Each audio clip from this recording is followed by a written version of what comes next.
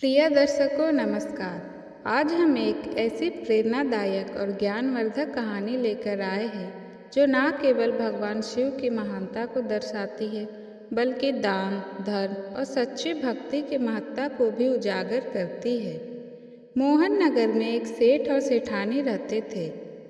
उनके पास अन्न धन की कोई कमी नहीं थी, लेकिन वह लोग अपने जीवन में कभी भी कोई दान दक्षिणा, धर्म पुण्य का कार्य नहीं किया करते थे। अपने जीवन में उन्होंने कभी भी धर्म पुण्य का कार्य नहीं किया, किसी को दान दक्षिणा नहीं दी और उनका कोई खाने वाला भी नहीं था। उनकी कोई संतान नहीं थी। जिस जगह पर उस सेठ की हवेली थी उसी के पास एक बड़ा बरगद का पेड़ था। उस बरगद के पेड़ पर एक सुंदर सी चिड़िया रहती थी। चिड़िया ने उस पर अपना एक सुंदर सा घोंसला बना रखा था। उस चिड़िया के दो छोटे छोटे बच्चे थे। चिड़िया रोज नगर में दाना पानी चुनने के लिए जाती और दाना पानी चुगने के बाद वापस अपने घोंसले में आती और अपने बच्चों को खिलाती। चिड़िया रोज उस सेठ के घर भी जाया करती थी, लेकिन वहाँ पर उसको एक भी दाना नहीं मिलता था, तो चिड़िया वहाँ से आगे चली जाती। एक दिन चिड़िया अपने मन में यह सोचने लगती है कि पूरे नगर में सबसे बड़ी हवेली इसी सेठ की है और वह एक धनी व्यक्ति है, लेकिन फिर भी यह कभी किसी को दाना नहीं देता, कभी किसी भिक्षा वाले को भिक्षा भी नहीं देता, कोई भी धर्म का कार्य नहीं करता है, कभी कोई मंदिर में सहयोग नहीं करता, कभी किसी असहाय व्यक्ति की सहायता भी नहीं करता, ना ही किसी असहाय जीव जंतु की सहायता करता है, ना पक्षियों को दाना डालता है। यह सेठ तो बहुत कंजूस है। एक दिन चिड़िया सुबह के समय अपने घोंसले से उड़कर उस सेठ की हवेली पर जा बैठती है। जब चिड़िया सेठ की हवेली पर जाकर बैठती है तो सेठ और सेठानी बात कर रहे होते हैं। सेठानी अपने पति से कह रही थी कि सेठ जी, हमारे पास इतना धन दौलत है, इतनी संपत्ति है कि पूरे नगर वाले हमें नगर सेठ कहते हैं। हमारे पास धन की कोई कमी नहीं है, लेकिन इस धन का हम क्या करेंगे? हमारा कोई वारिस ही नहीं है, कोई पुत्र नहीं है, इस धन को खाने वाला कौन होगा? तब सेठ अपने सेठानी से कहता है कि सेठानी, अब इसमें हमारा क्या कसूर है? हमारा किस्मत ही कुछ ऐसा है, हमारे किस्मत में ही पुत्र की प्राप्ति नहीं है। सेठ आगे कहता है कि अब हम जब तक जिएंगे तब तक इस धन का उपयोग करेंगे, जिसके बाद जिसके नसीब में होगा वह इस संपत्ति को खाएगा। दोनों पति पत्नी इस तरह की बातें कर रहे थे और वह चिड़िया बड़े गौर से सुनने लगती है। चिड़िया सेठ और सेठानी की पूरी बात सुनने के बाद वहाँ से आगे चली जाती है और अपना दाना पानी चुगने के बाद वापस अपने घोंसले में चली जाती है। अब चिड़िया रोज उस सेठ के घर पर जाने लगी और उनकी पूरी बात सुनने लगी। सेठ की घरवाली सेठानी बहुत अच्छे स्वभाव की थी। उसके दिल में दया धर्म भी था। जब सेठानी रोज उस चिड़िया को देखती थी तो वह धीरे धीरे सेठानी का उस चिड़िया के प्रति लगाव हो जाता है। अब सेठानी ने उस चिड़िया को सेठ से छुप छुप कर दाने डालना शुरू किया और चिड़िया दाना चुगने लगी।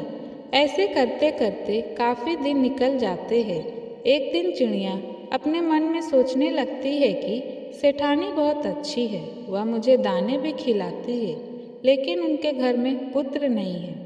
तब वह चिड़िया सोचती है कि ऐसा क्या किया जाए जो इस सेठानी को एक पुत्र हो जाए। चिड़िया सोचती है कि एक औरत जब तक माँ नहीं बनती तब तक उसका औरत होना बेकार होता है। एक औरत का दुख दर्द एक औरत ही समझ सकती है। औरत का जीवन ही सफल तब होता है जब वह माँ बन जाती है। एक औरत को सबसे बड़ा सुख तब मिलता है जब वह माँ बनती है। यही सोचकर वह चिड़िया बड़ी दुखी हो जाती है और सोचने लगती है कि ऐसा मैं क्या करूं जो इनके घर में पुत्र जन्म ले और इनको पुत्र की प्राप्ति हो। एक दिन चिड़िया के मन में आता है कि क्यों न मैं परम देव महादेव के पास जाऊं और उनसे इस सेठ सेठानी के लिए अर्जी करूं। यह सोचकर चिड़िया अपने पति चिड़िया से कहती है कि सुनिए जी, मैं कुछ दिनों के लिए कहीं जा रही हूँ। आप बच्चों का ख्याल रखना, इनको समय पर दाना पानी खिलाना। पति ने हामी भर दी और चिड़िया अपने घोंसले से उड़ान भरती है।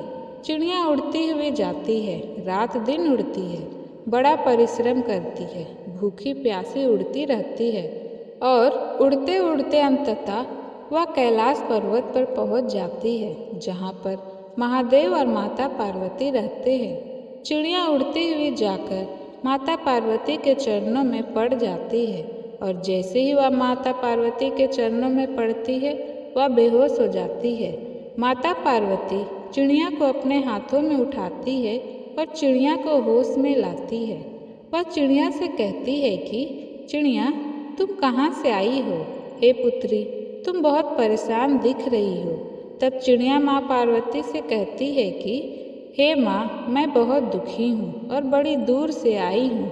मैं अपने दुख के लिए दुखी नहीं हूँ, किसी और के दुख के लिए बड़ी दुखी हूँ। तब माँ पार्वती कहती है कि पुत्री, तुम मुझे स्पष्ट बताओ, आखिर क्या बात है, खुलकर बताओ। तब चिड़िया कहती है कि हे माँ, जहाँ मैं रहती हूँ वहाँ पर एक सेठ और सेठानी रहते हैं। उनका कोई पुत्र नहीं है और वह सेठानी बड़ी भोली है। उनको एक पुत्र दे दीजिए। चिड़िया इतनी बात माता पार्वती से कहती है और फिर बेहोश हो जाती है।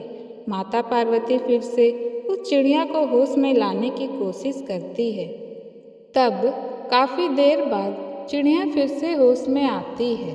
तब माँ पार्वती उस चिड़िया को कुछ दाना पानी खिलाती है और चिड़िया से कहती है, हे पुत्री, तुम चिंता मत करो, थोड़ी देर में महादेव समाधि से उठेंगे तो इसके बारे में हम महादेव से बात करेंगे।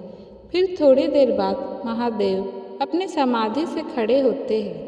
माता पार्वती चिड़िया को अपने हाथ में लेकर महादेव के पास जाती है और महादेव से कहती है कि हे प्रभु, मोहन नगर में एक सेठ और सेठानी रहते हैं। क्या उनके नसीब में कोई पुत्र या पुत्री नहीं है? तब महादेव ध्यान लगाकर देखते हैं और कहते हैं कि पार्वती, उनके नसीब में कोई पुत्र या पुत्री नहीं है। तब माँ पार्वती कहती है कि हे प्रभु, यदि उनके नसीब में पुत्र नहीं है तो आपको उन्हें पुत्र देना पड़ेगा। लेकिन महादेव कहते हैं कि पार्वती, तुम जिद क्यों करती हो? उनके नसीब में कोई पुत्र नहीं है तो मैं उन्हें पुत्र कैसे दे दूँ? लेकिन माँ पार्वती उनसे जिद करती है और कहती है कि यह चिड़िया बड़ी दूर से आई है और यह आशा करके आई है कि हम इसकी सहायता करेंगे। इसी आशा से यह भूखी प्यासी उड़ती हुई इतनी दूर यहाँ तक आई है और हम इसको खाली हाथ यहाँ से नहीं भेज सकते। अब पार्वती की बात सुनकर महादेव कहते हैं कि ठीक है पार्वती, तुम हर बात की जिद करती हो और तुम्हारी हर जिद को मुझे पूरा भी करना पड़ता है। ठीक है, अगर तुम कह रही हो तो उस सेठ और सेठानी को हम एक पुत्र दे देंगे। लेकिन महादेव कहते हैं कि इस चिड़िया से कहो कि वह सेठ और सेठानी कोई दान धर्म नहीं करते, पुण्य का काम नहीं करते, कोई पवित्र शास्त्र नहीं पढ़ते, कोई ज्ञान पुराण भी नहीं पढ़ते, कोई वेद शास्त्र भी नहीं पढ़ते। वे लोग नास्तिक हैं। लेकिन अगर वे पुत्र प्राप्ति के बाद नास्तिक से आस्तिक होने लगे तो उनको एक पुत्र की प्राप्ति हम देंगे। उनको दान धर्म करना पड़ेगा, उनको मंदिर में जाना पड़ेगा, भिक्षुओं को भिक्षा भी देनी पड़ेगी, ईश्वर के भजन करने पड़ेंगे, तभी उनको एक पुत्र की प्राप्ति हो सकती है। तब वह चिड़िया कहती है कि हे प्रभु, मैं अपनी तरफ से पूरी कोशिश करूँगी कि वह सेठ और सेठानी मंदिर जाए, व्रत त्यौहार करे, दान दक्षिणा करे, लोगों की भलाई करे। तब महादेव कहते हैं तथास्तु। उसके बाद वह चिड़िया भगवान भोलेनाथ और माँ पार्वती को प्रणाम करके वहाँ से उड़ान भरती है और उड़ती हुई अपने घोंसले में आ जाती है। दर्शकों, उसके 9 महीने बाद सेठानी को एक सुंदर पुत्र की प्राप्ति होती है। सेठ और सेठानी अपने पुत्र को पाकर बड़े खुश होते हैं। चिड़िया भी बहुत खुश होती है चिड़िया तो फूल ही नहीं समाती, उसकी मेहनत सफल हो जाती है। चिड़िया सोचने लगती है कि इस नगर का सेठ बहुत धनी है। यह सेठ अपने पुत्र को अच्छी अच्छी चीज़ें खिलाएगा तो कुछ थोड़े बहुत टुकड़े नीचे भी गिरेंगे और वहाँ हमको भी खाने को मिलेगा। यह सोचकर चिड़िया बहुत खुश होती है। धीरे धीरे सेठ का लड़का बड़ा होता जाता है।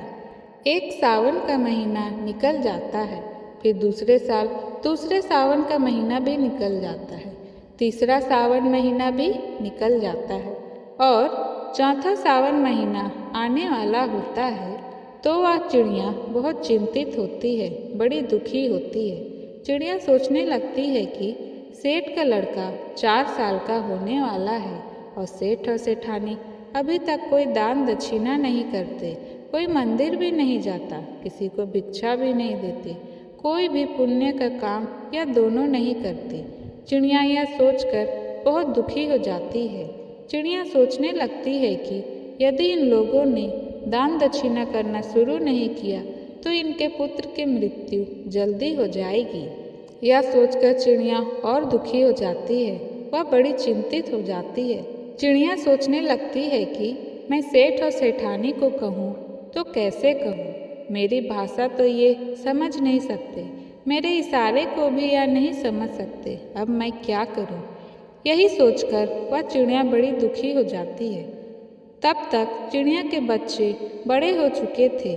चिड़िया अपने बच्चों से कहती है कि बच्चों तुम अपना ख्याल रखना, मैं कुछ दिनों में फिर वापस आती हूँ। उसके बाद चिड़िया अपने घोंसले से उड़ान भरती है और सीधे कैलाश पर्वत पर पहुँचती है।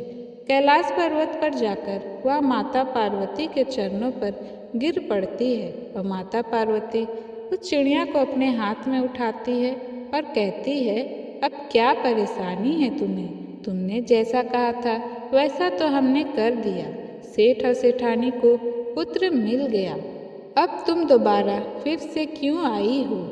तब चिड़िया माँ पार्वती से कहती है, हे माँ, सेठ और सेठानी को पुत्र तो मिल गया, लेकिन सेठ और सेठानी को सत्य मार्ग पर लाने में मैं असफल रही।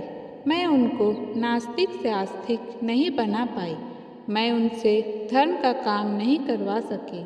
दोनों पति पत्नी अभी भी वैसे ही हैं, उनमें से कोई भी मंदिर नहीं जाता, कोई दान धर्म नहीं करता, किसी भगवान का भजन नहीं करता, अभी भी दोनों वैसे ही हैं। तब महादेव कहते हैं कि चिड़िया, फिर तो उनका पुत्र अल्प आयु का होगा। तब चिड़िया माँ पार्वती के चरणों में गिर पड़ती है और अपने सर को पीटने लगती है। कहती है, हे माँ, ऐसा नहीं होना चाहिए, उनका पुत्र दीर्घायु होना चाहिए, अल्प आयु वाला नहीं। चिड़िया इस बात को अच्छी तरह जानती थी कि जब पिता से कोई चीज़ मांगनी हो तो माँ के चरणों पर जाओ, यदि आप माँ को राजी कर लेते हो तो पिता अपने आप मान जाते हैं। यही सोचकर चिड़िया माँ पार्वती के चरणों पर पड़ जाती है और अपना सिर पीटने लगती है। अब माँ पार्वती फिर से चिड़िया को अपने हाथ में उठाती है और कहती है कि पुत्री, तुम शांत हो जाओ। तब माँ पार्वती फिर भोलेनाथ से कहती है कि महादेव, ऐसा नहीं होना चाहिए। फिर चिड़िया कहती है कि हे माँ, मैंने अपने तरफ से पूरी कोशिश करी थी उनको समझाने की, लेकिन वह लोग मेरी भाषा को नहीं समझ पा रहे थे और मेरे इशारों को भी नहीं समझ पा रहे थे। अब मैं करूँ तो क्या करूँ। तब चिड़िया कहती है कि माँ, आप और भोले बाबा यदि वहाँ जाकर सेठ और सेठानी को सही मार्ग पर लाए तो बहुत अच्छा होगा। तब माँ पार्वती और भोले बाबा कहते हैं कि ठीक है चिड़िया, ऐसा ही होगा। हम लोग बहुत जल्द सेठ और सेठानी के द्वार पर पहुँचने वाले हैं। अब चिड़िया फिर से वापस कैलाश पर्वत से अपने घोंसले आ जाती है। कुछ दिनों बाद महादेव और पार्वती एक साधु और साध्वी का रूप धारण करके उस सेठ और सेठानी के द्वार पर आते हैं और सेठानी से कहते हैं, मैया, हमको बहुत तेज भूख लग रही है, आप हमको भोजन खिलाइए। यदि आप लोग भोजन नहीं खिलाओगे तो हम तुम्हें श्राप दे देंगे, तुम बर्बाद हो जाओगे। तब सेठानी हाथ जोड़कर कहती है कि बाबा, आप हमें श्राप मत देना, हम आपको खाना जरूर खिलाएंगे। तब सेठानी साधु के भेष में आए महादेव और पार्वती को अपने घर के अंदर ले जाती है और अच्छे अच्छे पकवान बनाती है और दोनों को खिलाती है। वहीं उस सेठानी का नन्हा सा पुत्र इधर उधर घूमता है। कभी वह महादेव और माता पार्वती को रोटी लाकर देता तो कभी सब्जी लाकर देता, कभी कोई मिठाई लाकर देता। यह देखकर माता पार्वती बहुत खुश होती। माँ पार्वती सोचती थी कि यह महादेव का प्रसाद है, इसलिए इतना चंचल है। जब सेठानी साधु के वेश में आए माता पार्वती और भगवान भोलेनाथ को भोजन करा देती है, उसके बाद महादेव और पार्वती उसके घर से जाने लगते हैं। तब सेठ और सेठानी दोनों आते हैं और हाथ जोड़कर कहते हैं, बाबा, हमसे सेवा में कोई कमी रह गई हो तो हमें माफ़ कीजिएगा, लेकिन श्राप मत दीजिएगा। तब साधु के वेश में महादेव कहते हैं कि सेठ और सेठानी, ध्यान से सुनो। गलतियाँ तो तुमने अपने जीवन में बहुत सी की है और आगे भी करते जा रहे हो। यदि तुम इसी तरह करते रहे तो तुम्हारे पुत्र पर घोर संकट आने वाला है और तुम्हारा पुत्र बहुत जल्द इस दुनिया से अलविदा हो जाएगा। तब सेठ और सेठानी साधु के वेश में आए भोलेनाथ के चरणों में गिर जाते हैं और कहते हैं कि बाबा, ऐसा मत कहिए, इसका हमें कोई उपाय बताइए। अब हम क्या कर सकते हैं? बुढ़ापे में जाकर तो हमें पुत्र की प्राप्ति हुई है, अब हम इस पुत्र को खोना नहीं चाहते। फिर महादेव कहते हैं कि खड़े हो जाओ और ध्यान से सुनो। आज के बाद यदि तुम्हारे द्वार पर कोई आता है तो वह खाली हाथ नहीं जाना चाहिए।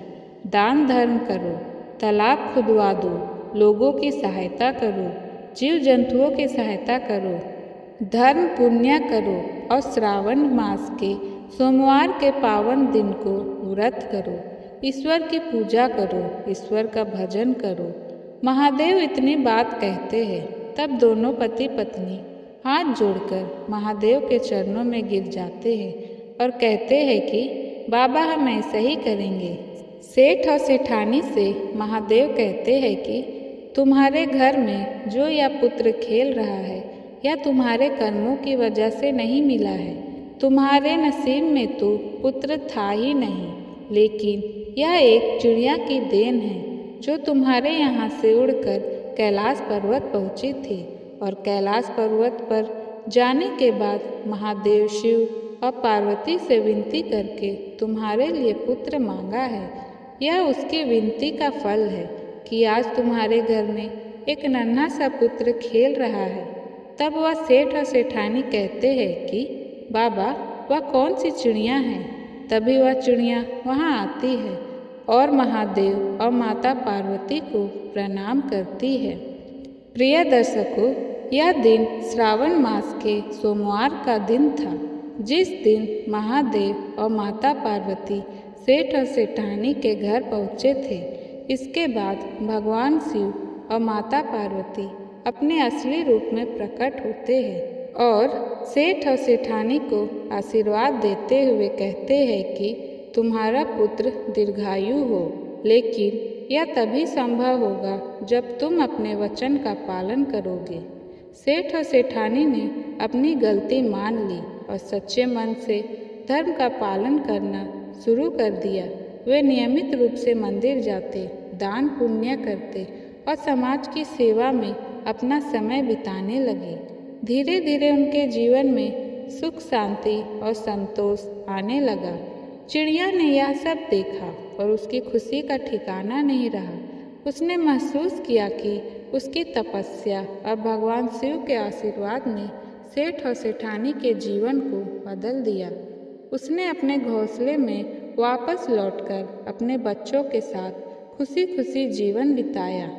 इस कहानी से हमें यह सीखने को मिलता है कि धन दौलत जीवन का सब कुछ नहीं होता। यदि हम धर्म और दान पुण्य नहीं करेंगे तो हमारे जीवन में खुशियाँ नहीं आ सकती। भगवान का आशीर्वाद उन्हीं को मिलता है जो दूसरों की भलाई के लिए कार्य करते हैं। इसलिए हमें भी धर्म, कर्म और दान पुण्य में रुचि लेनी चाहिए और सच्चे मन से भगवान की भक्ति करनी चाहिए। चिड़िया की भक्ति और समर्पण ने यह साबित किया कि सच्चे दिल से की गई प्रार्थना हमेशा सफल होती है। चिड़िया की मेहनत और भगवान शिव की सलाह यह भी दर्शाती है कि समाज में अच्छे संस्कार और सदाचार का प्रचार करना चाहिए। अपने कर्मों से दूसरों की मदद करना और धर्म के प्रति सजग रहना ही जीवन का सही मार्ग है। इस कहानी से यह स्पष्ट होता है कि जो लोग सच्चे दिल से धार्मिक और पुण्य के कार्य करते हैं, भगवान उनकी प्रार्थनाओं को सुनते हैं और उनका जीवन सुखी और समृद्ध बनाते हैं। यह थी हमारी आज की कहानी। उम्मीद है कि आपने इससे कुछ सीखा होगा। यदि आपको यह कहानी पसंद आई हो तो हमारे चैनल अनजान इंसान को सब्सक्राइब करना ना भूलें और वीडियो को लाइक और शेयर करें। महादेव की कृपा हमेशा आप पर बनी रहे। हर हर महादेव।